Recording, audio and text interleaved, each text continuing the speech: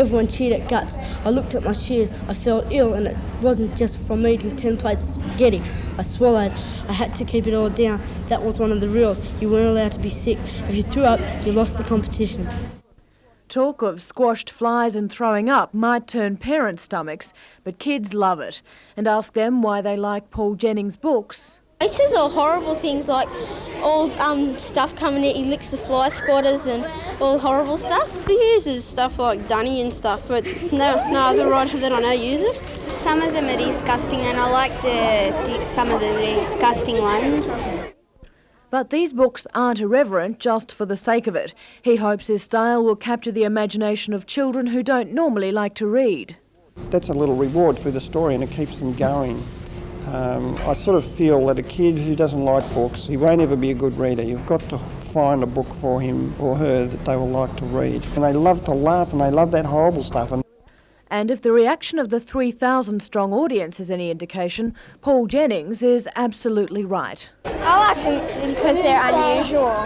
He's got strange things in them and stuff. He has 2 more appearances in Newcastle. One at the university on Saturday is open to the public. Alison Peters, NBN News.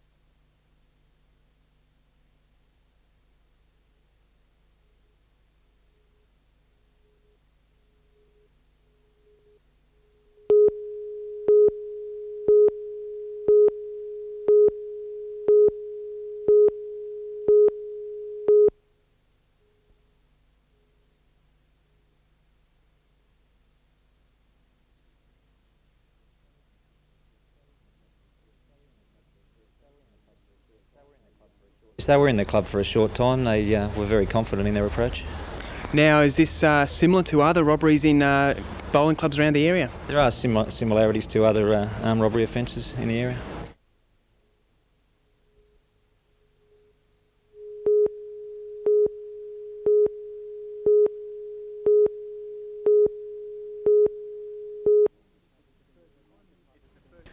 It's the first time the club has been held up in its 27 years. Staff and patrons were about to call it a night after a busy weekend's trading. It was just before the 10 o'clock closing time when 2 balaclavaed men armed with shortened firearms entered the building and locked the doors behind them. They menaced staff and patrons with the weapons and forced them into a small office. Within 5 minutes, they'd raided the cash registers and the strong room of the club. The gunmen then bundled the staff and patrons into the safe. One woman refused to budge from her chair and was allowed to stay where she was. The bandits escaped with a large amount of money. The club had recently installed a special alarm system after hearing of a similar robbery at the Beresfield Bowling Club 2 months ago. Staff alerted police and freed themselves from the vault. Shocked but otherwise unharmed, they tallied their losses today as police looked for clues which could link this robbery to the one at Beresfield. They were in the club for a short time. They were very confident in their approach. Now, is this similar to other robberies in bowling clubs around the area? There are similarities to other armed robbery offences in the area. The offenders are considered to be dangerous and investigations are continuing. Andrew Lobb reporting for NBN News.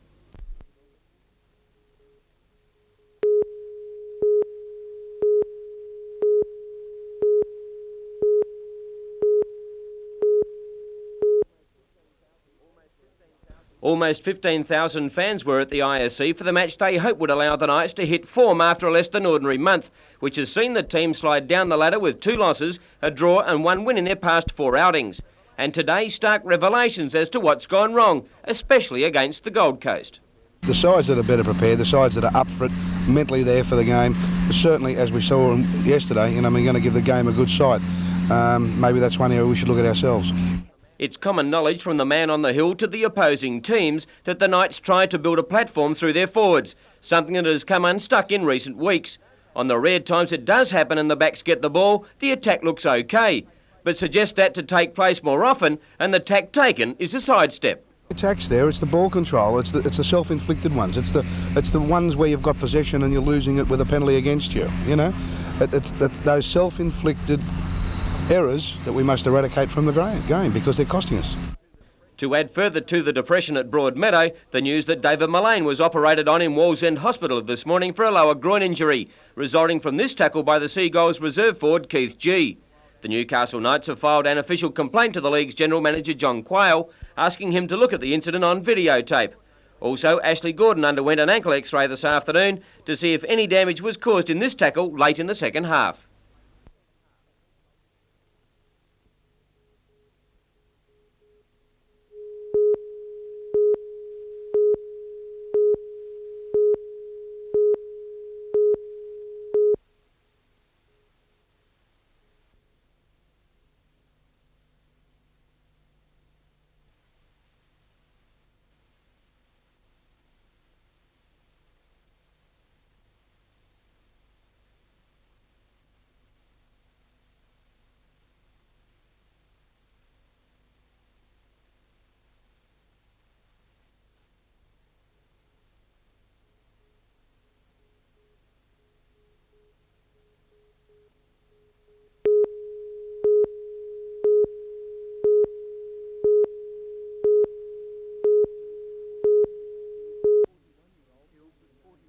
Killed was 41-year-old Peter Manane, who was the passenger in a 1970 model sedan.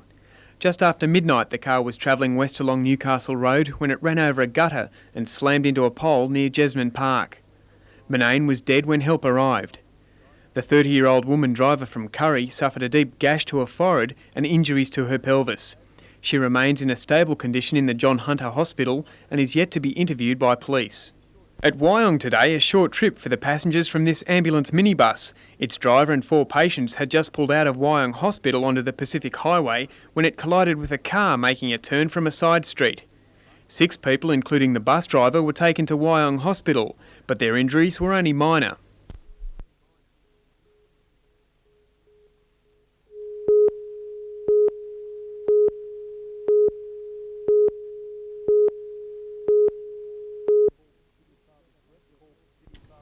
Called the City Fathers Breakfast, the get-together has been held for the past 3 years as a lead-up to the Red Shield appeal. This year's breakfast was attended by 18 people, including Lake Macquarie Mayor and Swansea MP Ivan Welsh and Newcastle State Member George Keegan, who took time off from campaigning to grab a bite to eat.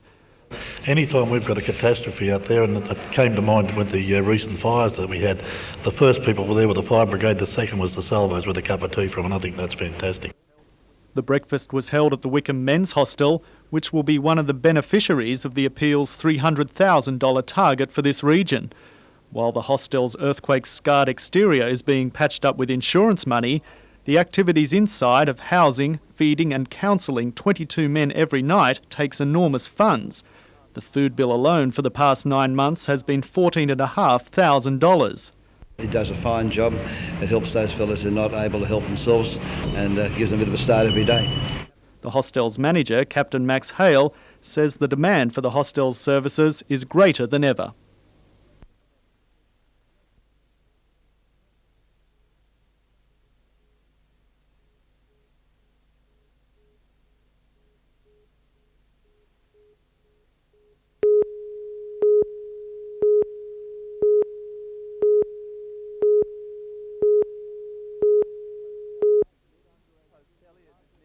Hoteliers admit underage drinkers are getting into pubs despite threats of a $2,000 fine. A police operation in Newcastle over the weekend caught 34 young offenders. At the meeting today, the Australian Hoteliers Association called for publicans to be wary. If in doubt, keep them out has always been one of our mottos. But publicans say underage drinkers are falsifying ID cards. They say the proof of age card, which was introduced to stamp out the frauds, is easily obtained. All that's needed is a birth certificate and, say, a bank statement. Meanwhile, young drinkers, as seen in this shocking advertisement, are going on the binge. But hoteliers say it's outside the pub doors that the real issue exists. Young people are getting legal age drinkers to buy their alcohol, and that creates a problem which is almost impossible to police. All of our investigations throw up that the 13 to 16-year-old is on binge drinking Thursday, Friday, Saturday nights. Very, very worrying. Statistics show 1 in 5 teenagers under 16 years old drink alcohol at least once a week. Peter Ryan, NBN News.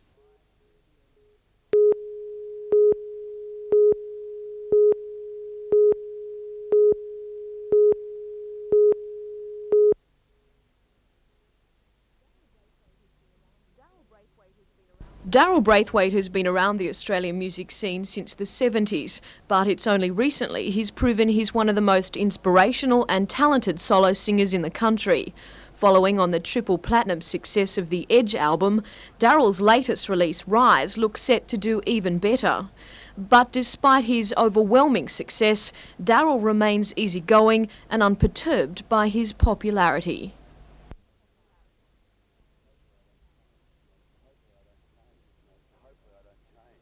Hopefully I don't change. You know, it's just there seem to be more people around me that get really frustrated and they take it out somehow. But I just sort of, because to me it's a job that I really love, and you just apply yourself accordingly.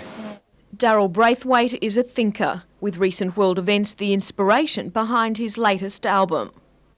I think more so going away last year to China for 2 trips and then coming back and just looking at it all again.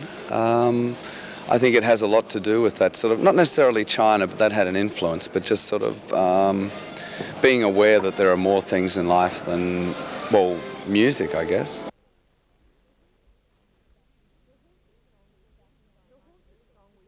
The Horses song, with backing by Margaret Ehrlich, has already gone to #1 nationally.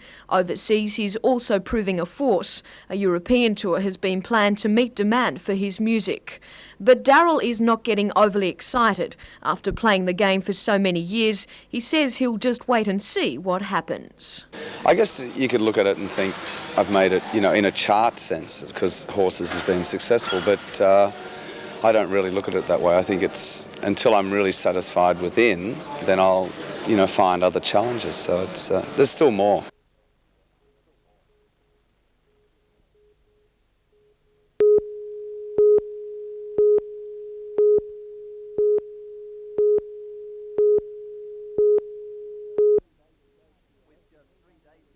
With just 3 days to go to the election, the Premier was hard at work wooing babies and pressing flesh. The coalition is fighting to retain Cessnock, a seat won by the Liberals' Bob Roberts after 87 years of Labor rule.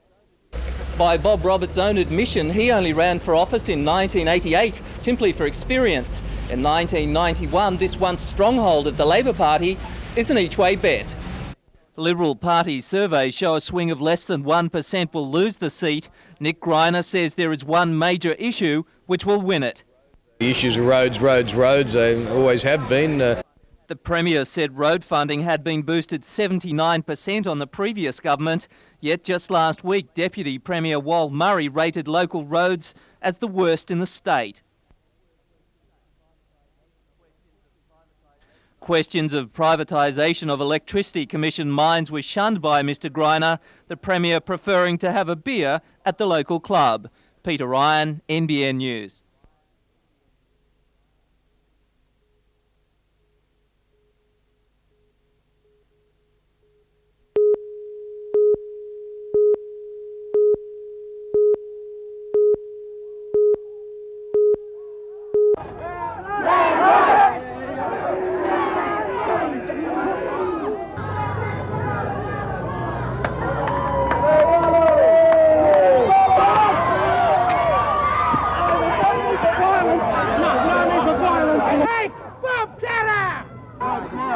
Land rights now!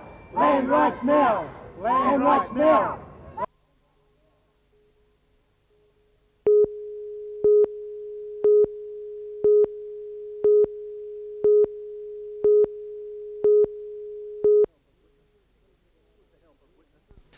With the help of witnesses, police have been able to reenact the events at the wholesale discount liquor store on the corner of Regent and Victoria Streets earlier this month, when staff were menaced by two men brandishing 25-centimetre knives who entered the store at about 8 p.m. One of the men ordered the attendant to empty the contents of the till into a black carry bag. His accomplice headed for display shelves and gathered a number of bottles of Cointreau and Malibu liqueurs.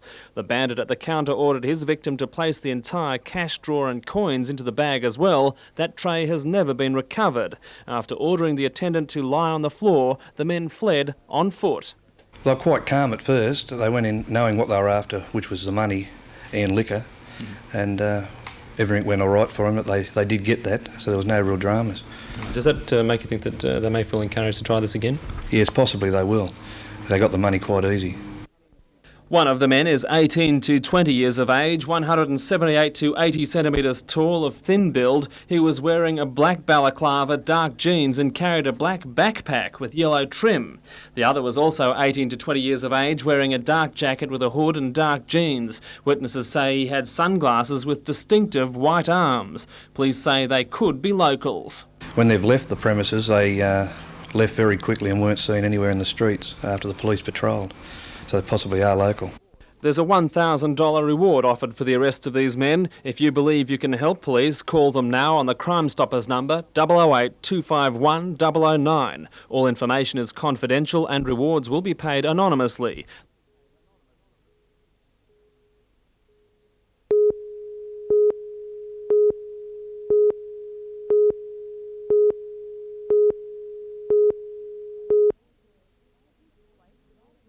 Since the quake, the Lord Mayor's earthquake appeal has provided almost $5.5 million to people. 96% of applications received in the past year have been finalised. Almost $2.5 million remains available, with requests for help still flooding in. At the current rate, funds are expected to dry up within 12 months. All the money will be used in the fund, and we'll have to make arrangements then to get additional funds to help people, and we're already working on a program to go to government in that regard. According to the appeal's annual report, a substantial amount of the money has gone to those in the Newcastle area, with almost $5 million issued. The report also indicates most money has been granted for home repairs, where about $1,170,000 has been distributed, and in the form of loans, almost $2 million worth, but no legal guarantees the fund will get it back. The fact is the fund can't be assured of getting it back, but the fact is that it is coming back and people are honest. And as of the 17th of May, $412,260 had been paid back. Chris Barth, NBN News.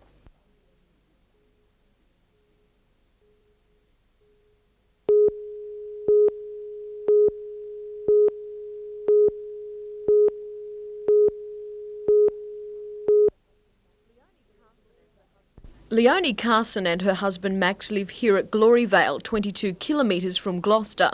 As well as helping her husband run the 1,000-hectare property, Leonie is also keenly involved with the Country Women's Association. Her new job as ambassador for rural women is not going to be easy. The drought and recession are making life on the land increasingly hard. I think we sort of care amongst each other. We are a support group. We also, if anyone is in need, we are there.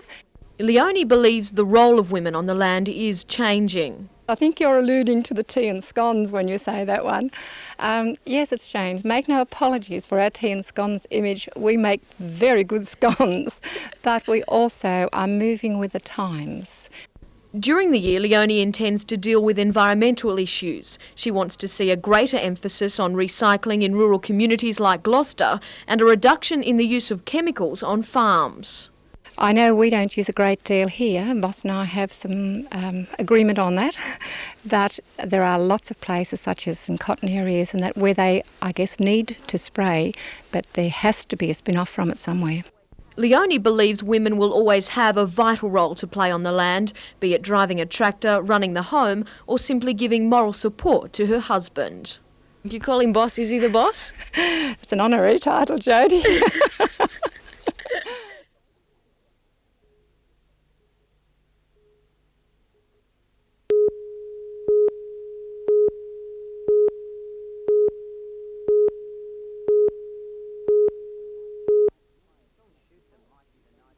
John Schuster might be the Knights' highest paid player, but he's more than proved his worth this year, emerging as one of the competition's most elusive wingers. The prospect of losing their main attacking weapon for 5 weeks during the New Zealand representative season didn't rest well with the Newcastle hierarchy, but up until now they've been resigned to his absence. Less than 2 weeks ago, coach Alan McMahon thought the writing was on the wall. Well, it is. It's part of the requirements of a New Zealand player playing in our competition is that he's available to play for his country at any time that country's in a test. But that was before the Manly legal eagles got involved. Unwilling to accept the loss of point-scoring machine Matthew Ridge, the Manly officials attacked the problem in the best maroon and white fashion. They claimed union convert Ridge had never been affiliated with the New Zealand Rugby League and was therefore exempt from the international rules. The league agreed, and while players like Schuster and Ridge will be able to play the midweek tests, they won't be obliged to miss Winfield Cup matches to attend the pre-test camps. Knights fans will now be praying the Kiwis somehow overlook the form of Tony Kemp and leave the Red and Blues with their top 2 flankers for the entire season. Bruce McKenzie, NBN News.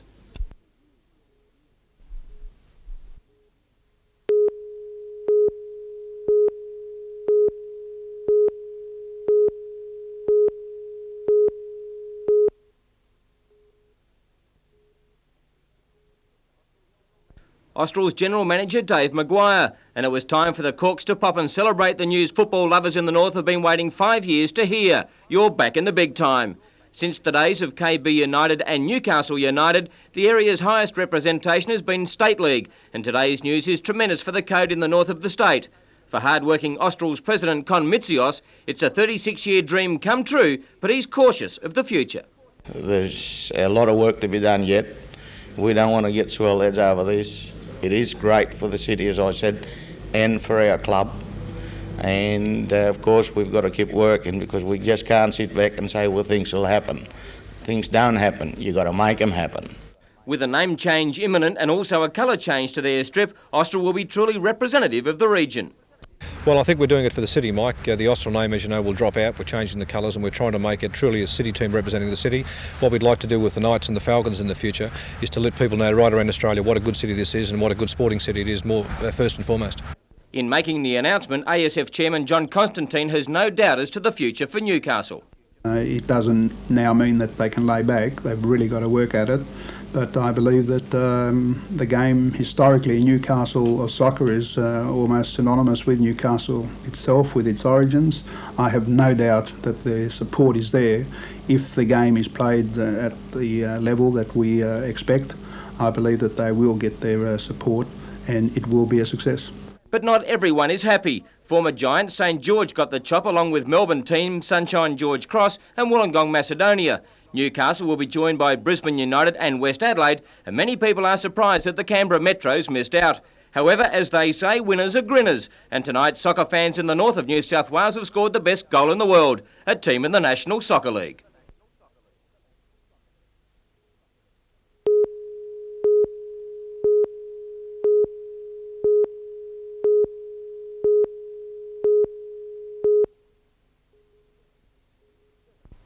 Seven beat police will take up neighbourhood patrols in the Maitland area. The officers were formally introduced to the Police Minister and a small public assembly at the Heritage Mall. Mr Pickering said about 1,000 police had now been assigned to beat patrols in New South Wales and a further 300 were due to join them. The Minister also inspected a police caravan donated to the force by 3 regional Rotary clubs, which would serve as a mobile headquarters for a variety of police operations. It was during informal talks with local officers that Mr Pickering confirmed that Newcastle District Commander Chief Superintendent Russ Cook was among a handful of top officers shortlisted to take over as the state's new Assistant Police Commissioner. Mr Cook has been Commander at Newcastle for 4 years, a period of considerable change for the New South Wales Police Force. The previous Assistant Commissioner, Charlie Parsons, retired recently and the post has been occupied by an acting Assistant Commissioner. Mr Pickering said that until the election was over he wasn't empowered to authorise the new appointment, saying only that Mr Cook was a strong contender. The new Assistant Commissioner should be known in a matter of weeks. Tom Hilston, NBN News.